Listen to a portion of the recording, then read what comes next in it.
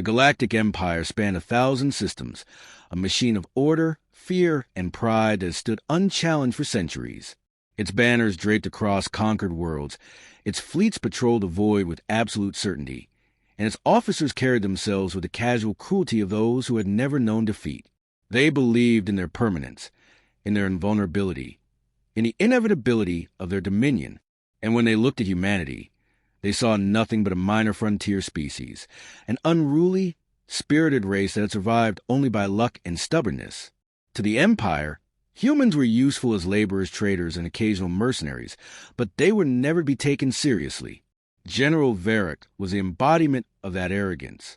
Decorated in countless campaigns, celebrated for his brutality, he was known as a breaker of uprisings, a hammer against rebellion. His presence on a planet meant submission or annihilation, and he relished both. He stood tall among his peers not only for his victories, but for his cruelty, the way he made examples of those who defied him. To him, fear was the greatest weapon, and he wielded it as an artist does a brush.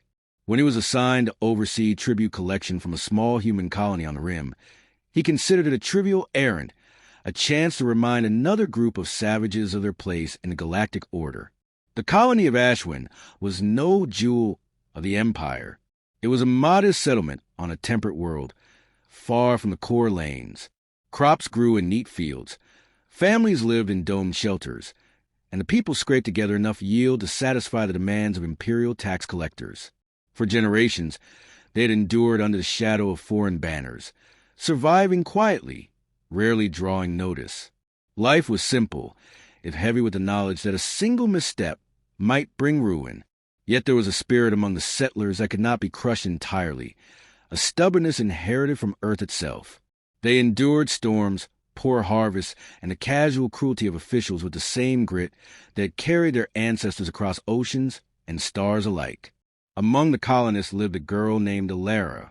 She was young, barely more than 16 cycles, but her spirit was bright, unbowed by the endless weight of imperial oversight.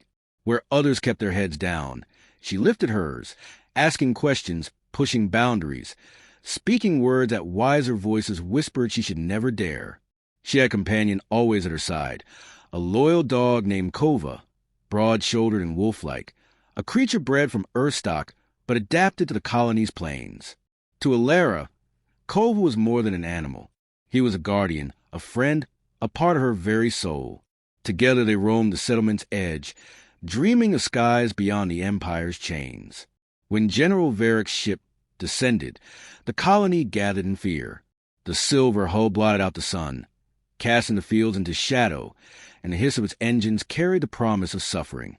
Soldiers poured out in gleaming armor, weapons in hand, and the people bowed their heads, offering the tribute they had scraped together at cost of hunger and sleepless toil.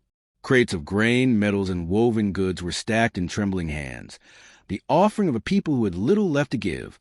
Varric emerged, his cape sweeping behind him, eyes cold as void stone. He looked upon the humans as one might inspect livestock, calculating, indifferent. When the governor of the colony presented the tribute, bowing low, Varric's lip curled. The crate seemed too small, the offerings too meager. His voice, sharp as a blade, declared that the tribute was insufficient, that the colony had failed its duty to the Empire. His words carried the weight of decree. Punishment would follow. The colonists trembled, but none spoke. None, save Alara. She stepped forward, her voice trembling not with fear, but with fury.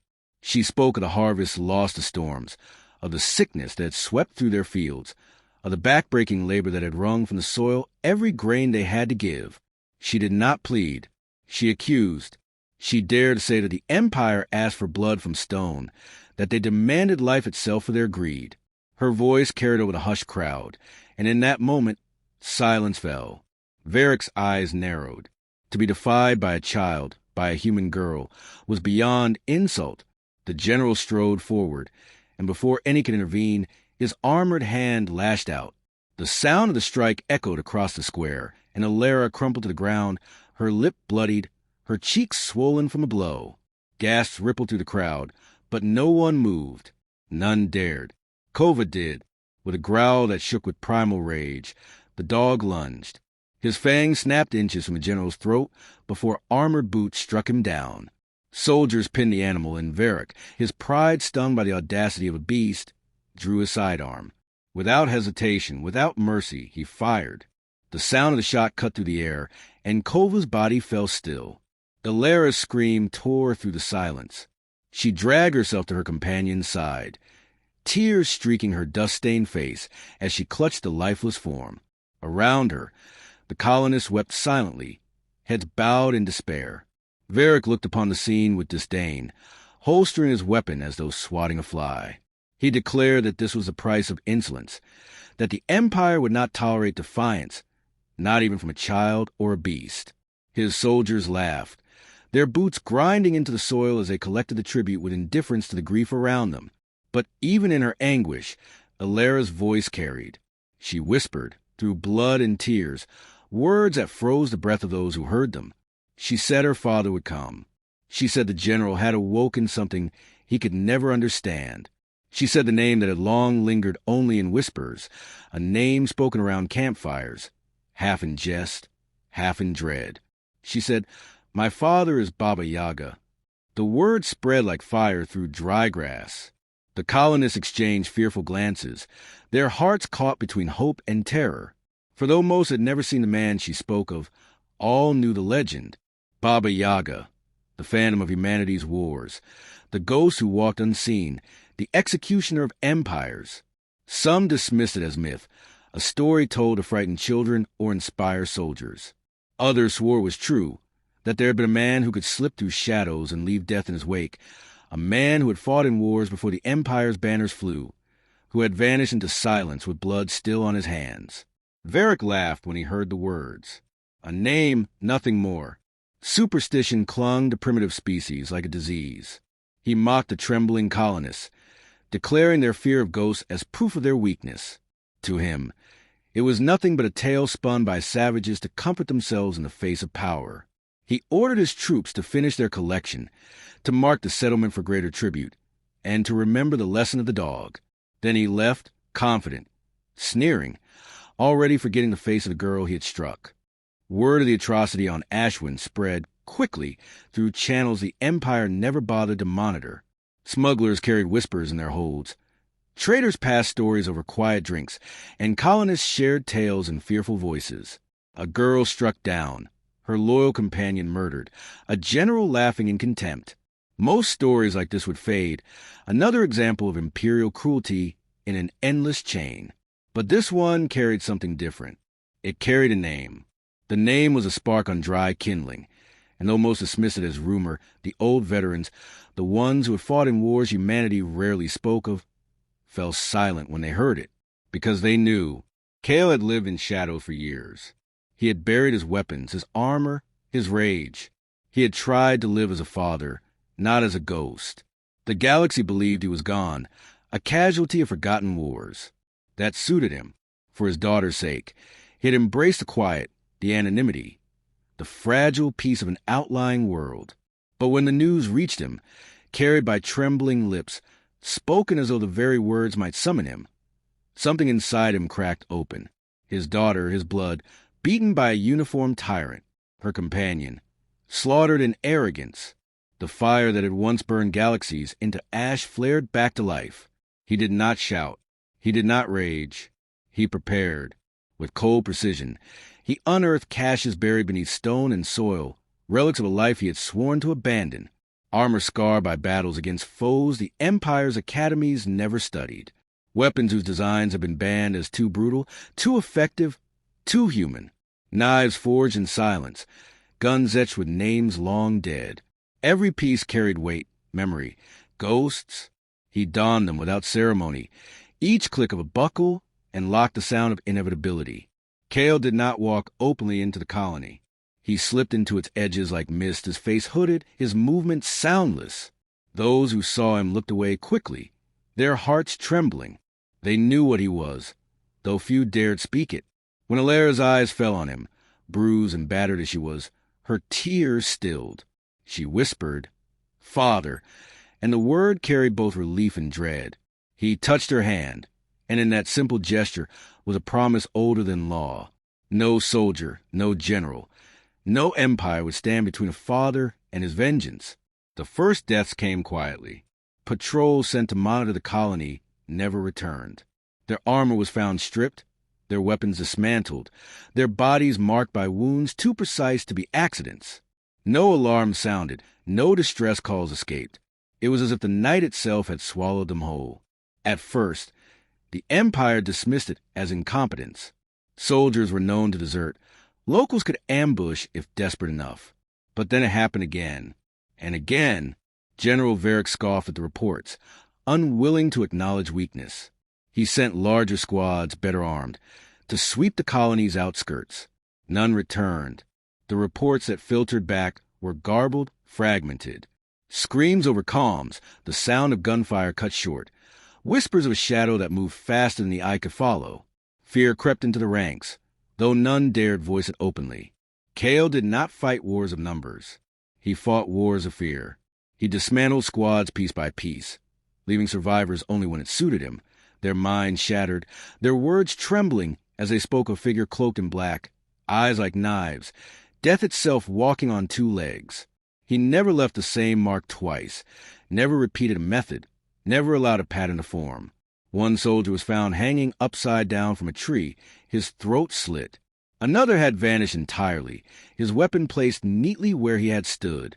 A third staggered into camp alive, whispering of footsteps that echoed even when no one was there, before collapsing dead, with blade buried in his chest. The colonists began to whisper again.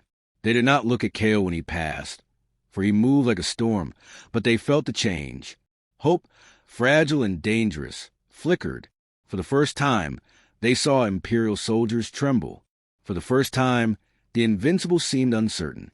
Children whispered the name Baba Yaga with awe, while their parents hushed them, eyes darting toward the sky. Legends were powerful, but legends drew attention.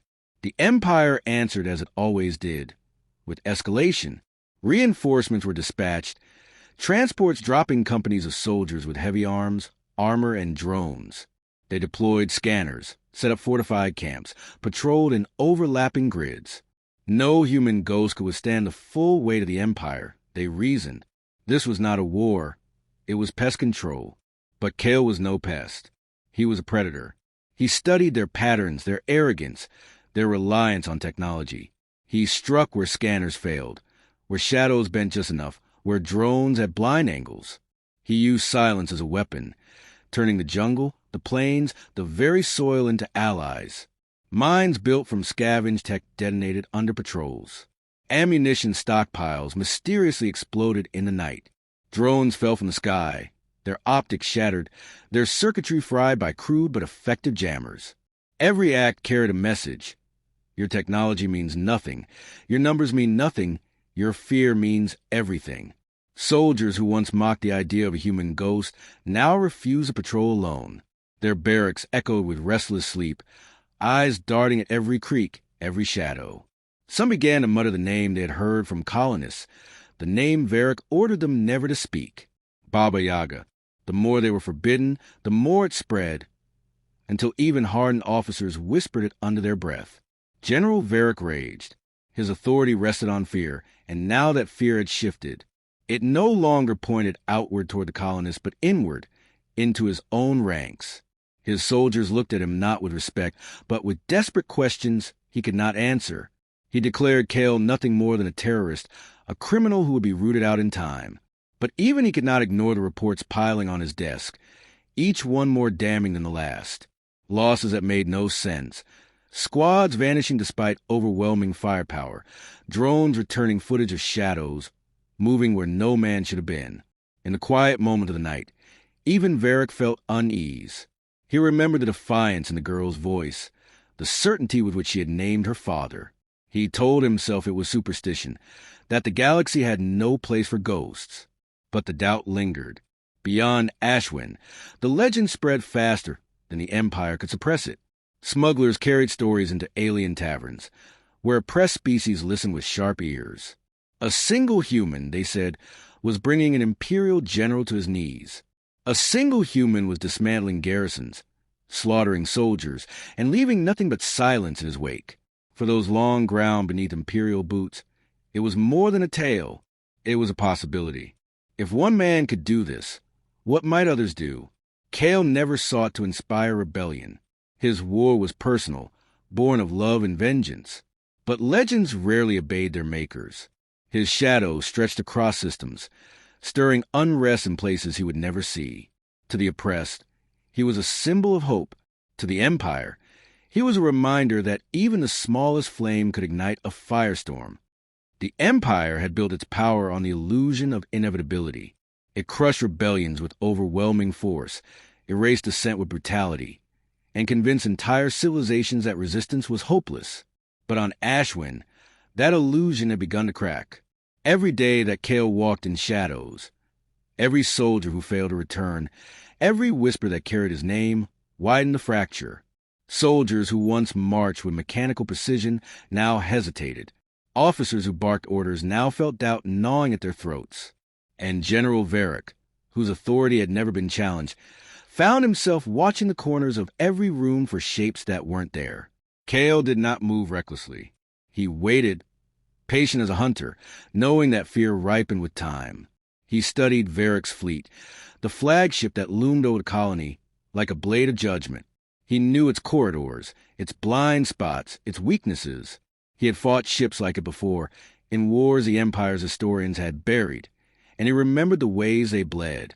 He struck the outposts on the ground until the general had no choice but to retreat behind the steel walls of his ship. That was where Kale wanted him. When the time came, Kale did not arrive with an army.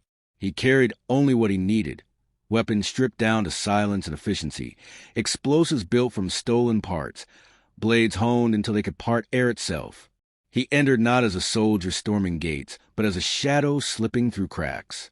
The first sentries never saw him. The second only glimpsed movement before their throats opened in silence. Every corridor became his hunting ground. Every bulkhead echoed with the soft thud of bodies hitting metal. Inside, panic spread faster than orders.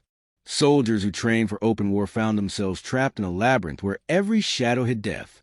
Communications faltered. Alarms failed to summon reinforcements. Squads dispatched to contain the intruder vanished one by one, their rifles clattering uselessly to the floor long before their voices stopped. The ship, a fortress of steel, became a coffin. Kale moved with ruthless purpose. He did not slaughter for spectacle, but for precision. He cut power to certain sectors, plunged rooms into darkness, forced soldiers to fire blindly at phantoms. He seeded traps along corridors, leaving explosives triggered by footsteps, turning comrades into shrapnel. He never stayed long enough for a counterattack. He struck, vanished, and struck again. By the time the crew realized the pattern, morale had collapsed. They were not soldiers fighting an enemy. They were prey being hunted. Varric raged. He demanded his men stand firm, demanded they crush one man with the might of the Empire. But no order could banish the truth. His soldiers had faced armies and won, but now they faced something worse. A single man who did not break, who did not stop, who killed with silence more terrifying than any bombardment. They saw the truth in their comrades' blood and in the quiet between gunshots. This was no ordinary human. This was Baba Yaga. The general tried to cling to logic. He told himself Kale was just a man, flesh and blood. But logic faltered when entire squads vanished without a sound, when sealed doors opened without explanation, when cameras caught glimpses of figure who should not have been there, moving faster than their eyes could track. Logic crumbled when soldiers refused to leave their stations, whispering prayers in tongues long forbidden. Varric's empire of fear had turned on him. Kale cut his way toward the command deck, leaving a trail of silence in his wake. He did not hurry. He let the fear build with every step, every door that hissed open to reveal another body, every corridor littered with weapons dropped by hands too paralyzed to use them. He wanted Varric to feel it, to understand that inevitability belonged not to the Empire, but to him. When the doors of the command deck opened, Varric was waiting, surrounded by guards, his armor gleaming, his face twisted in rage and desperation. He held his ground. He barked threats, promises of punishment, curses that would have cowed lesser men. But Kale did not answer. He stepped into the room with the silence of a storm. The guards opened fire, but Kale was already moving. Bullets ricocheted off walls. Energy beams scorched empty air. He closed the distance with a speed they could not match, his blade flashing in arcs that left red on steel. The first fell with a throat cut, the second with his ribs shattered by a strike, the third with eyes wide as a knife slid between them. In seconds, the room was quiet again, save for the hum of dying weapons. Varric backed away, his arrogance stripped bare. He tried to bargain, to appeal to reason, to offer wealth, power, leniency. He promised to spare the colony, to erase the record of Alera's defiance, to make amends. His words spilled in desperation, the voice of a man who had never imagined he could lose. Kale listened without a word. His silence was heavier than any threat. Then Varric's voice cracked. For the first time in his life, he begged. He begged a human for mercy. He begged Baba Yaga to spare him. And Kale, with the same cold precision that had carried him through wars, answered not with words but with action. His blade rose and fell, and the general's voice ended forever. The silence that followed was not empty. It was full, alive, charged with the weight of inevitability fulfilled. The soldiers who remained felt it in their bones. The general was dead, and the man who killed him had walked through an army to do it. No one dared raise a weapon. No one dared speak. Kale turned, left the command deck, and vanished into the ship's labyrinth once more. When the Empire sent reinforcements weeks later, they found the flagship adrift. Its systems were functional, its weapons intact, but its crew had abandoned it. Survivors told conflicting stories. Some swore the ship had been haunted, others that death had walked in human form. They agreed only on one thing. Baba Yaga had come, and none could stand against him.